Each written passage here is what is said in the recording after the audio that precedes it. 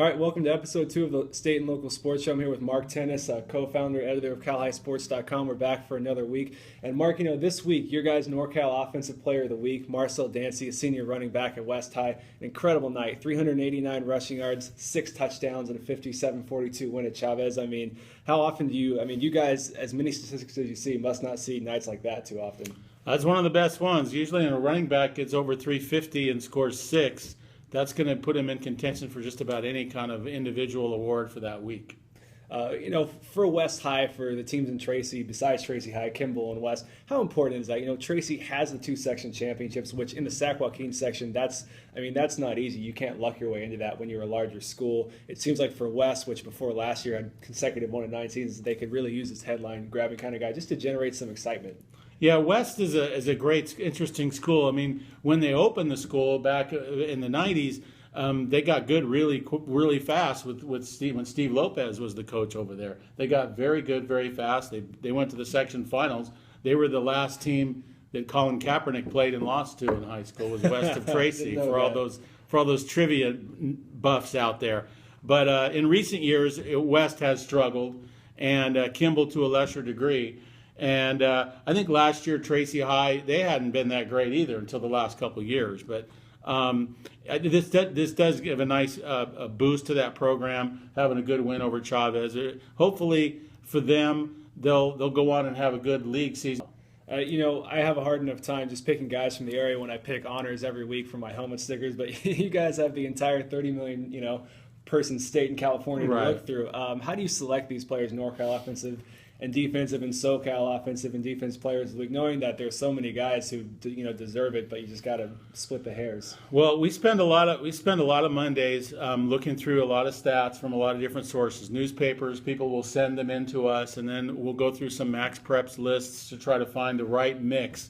You obviously don't want to pick one player from the Sac Joaquin and 2 players, 3 players all from the same section. You try to really mix it up, different parts of the state. Hard to believe we're not even through September yet, but already league season for some of the larger leagues in California. In the area, the Valley Oakley and Mother Lode League begin this week, and a huge change before last year. Sonora, which had been in the VOL, which is a great school, especially for its size football, but just got beat up because it's in that League of Powers, who are a little bigger than they are. And Central Catholic moved from the WAC to the VOL. Obviously, last year they showed they belong, finished tied for 3rd, but still went on to win another state title. What are your thoughts on that move, what it means for those poor Mother Lode teams who have to play Sonora now and haven't counted as league games, and Central Catholic now that it's up in Division III and playing those VOL teams, the Oakdales and Manticas of the world? Right. Well, every 3 years or so, you're going to have a re-leaguing process, and it's going to be good for some schools and bad for others. And having Sonora move to the Mother Lode League was obviously good for them.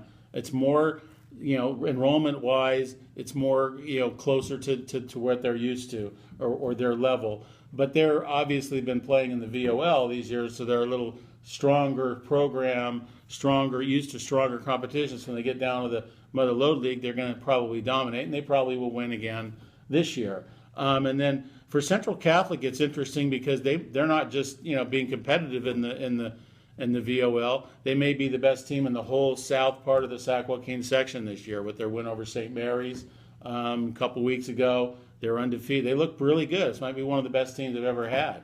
It's very possible it might be. We're moving this year to a new bowl format where if you get a section championship, hey, you get to play in a bowl game, you play your way in. I know Section Commissioner Mike Garrison likes that because it's kind of a no-frills kind of way to get in. What are your thoughts on just how they're going to stack that up with competitive equity and just the expansion of the state bowl system in general? Well, the biggest, I think, confusion people have is they get it stuck in their head that they're in a certain division.